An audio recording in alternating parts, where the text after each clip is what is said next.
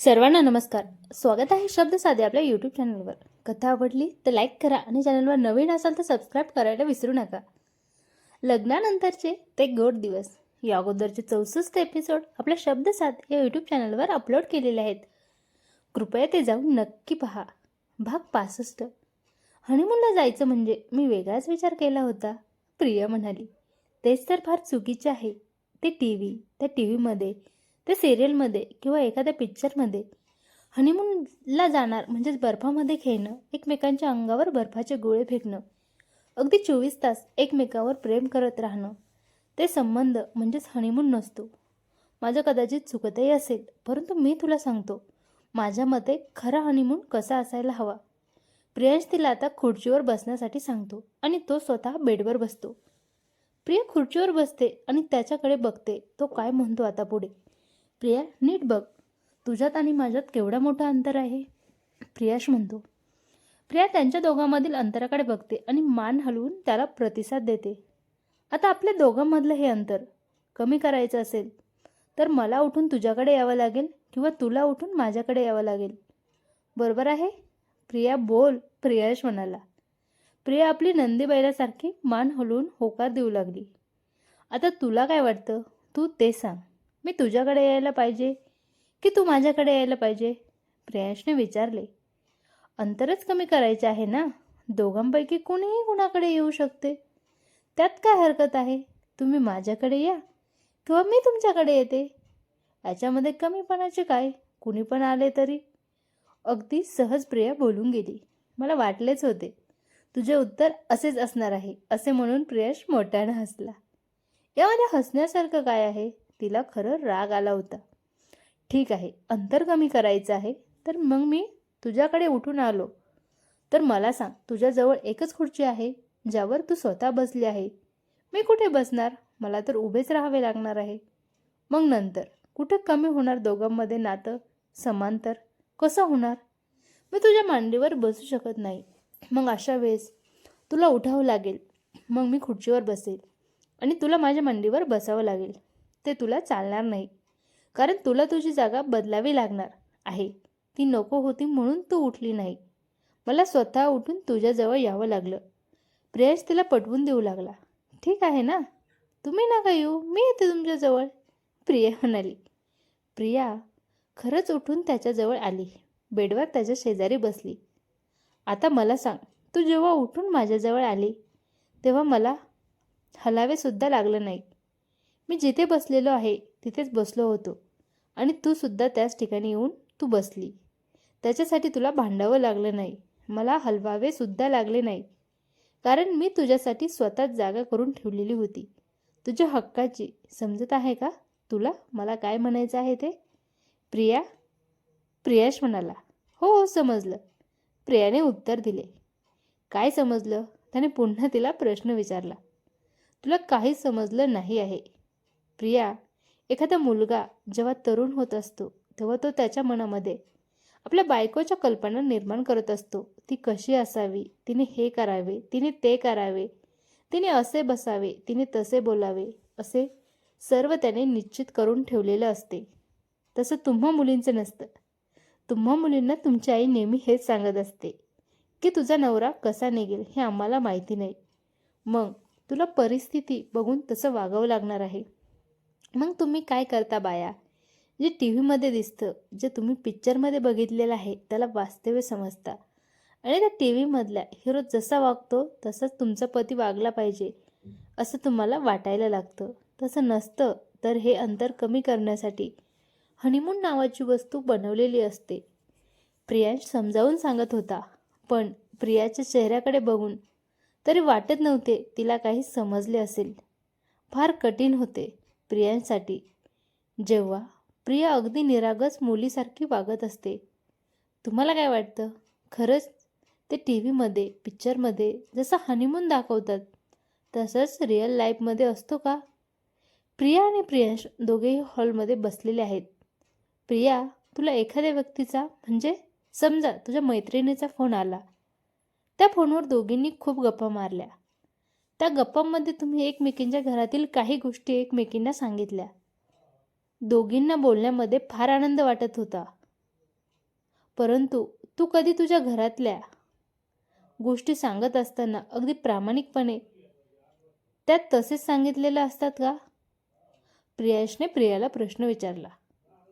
फोनमध्ये तर नेहमीच बोलत असते, पण घरातल्या सगळ्याच गोष्टी जशाच्या तशा सांगत नाही. अगदी प्रामाणिकपणे प्रियाने उत्तर दिले.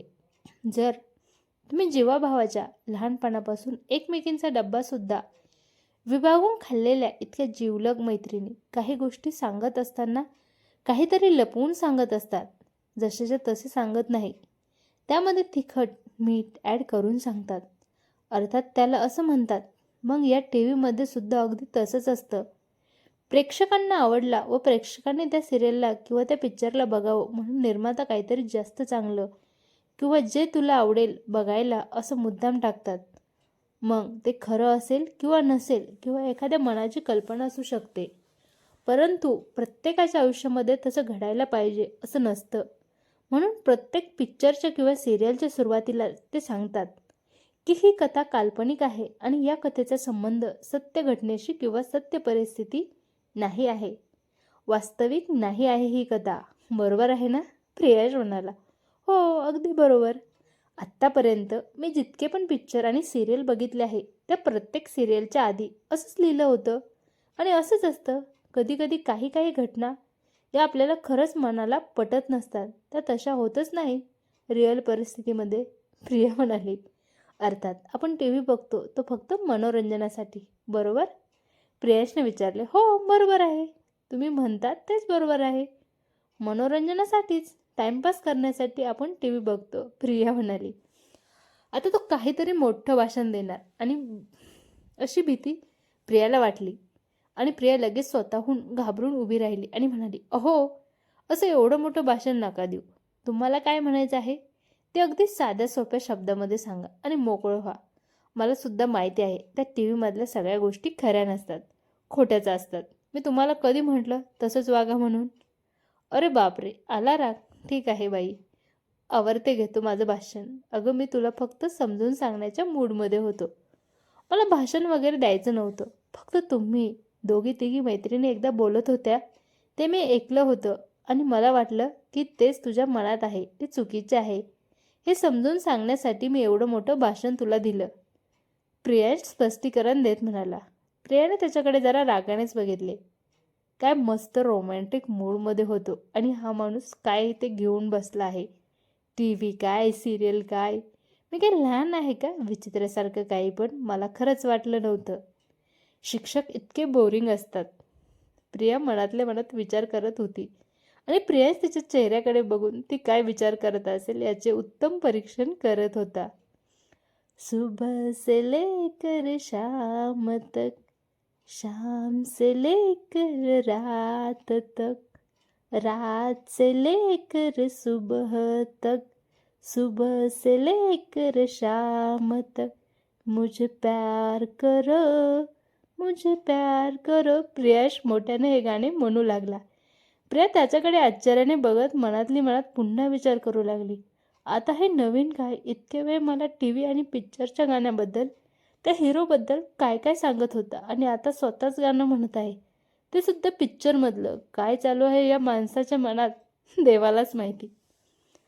प्रियाच्या चेहऱ्यावरचे बदलते अनुभव बघून प्रियाला हसू आवरलेच जात नव्हते. प्रिया, तुला काय मी वेडा दिसत आहे का गं?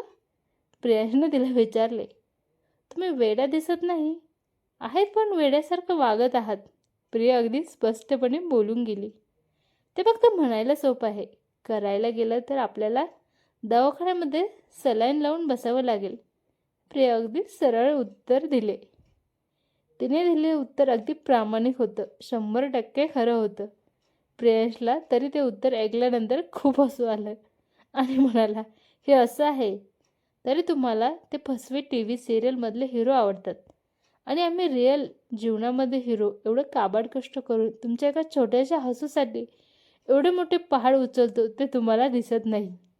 मी कुठे तुम्हाला काही बोलली होती? सर्व तुम्ही तुमच्या मनानेच ठरवत आहात, प्रिया म्हणाली. तुम्हाला आज नाही बोलली असली तरी उद्या नक्कीच बोलणार, कारण तुमची बायांची जात असते, तो म्हणाला. कशी असते आमची जात? तिने संशयाने त्याच्याकडे बघत विचारले. ग आता हेच घे, मी जेव्हा बाहेर तिकडे परगावी होतो तेव्हा आई आणि तुझ्यामध्ये किती चांगले रिलेशन निर्माण झाले होते. आणि आज आई तिकडे गेली, लगेच तू मला म्हणते की घरामध्ये मोकळीक मिळत आहे. याचाच अर्थ आत्तापर्यंत आईचा तुला अडथळा निर्माण होत होता. बरोबर आहे की नाही? बोल मग. आई तुला आवडते हे तू आईला पटवून देण्यास इतके दिवस जे नाटक करत होती ते खोटं होतं. प्रियाश बोलतच नव्हता आणि प्रिया बिचारी ऐकून तिच्या डोळ्यात पाणी आलं होतं. जेव्हा ते डोळ्यातील पाणी प्रियांशला दिसलं त्याने आपले बोलणे थांबवले. कशी वाटली कथा कमेंट करून नक्की सांगा. आवडली तर लाईक करा आणि चॅनलवर नवीन असाल तर सबस्क्राईब करायला विसरू नका.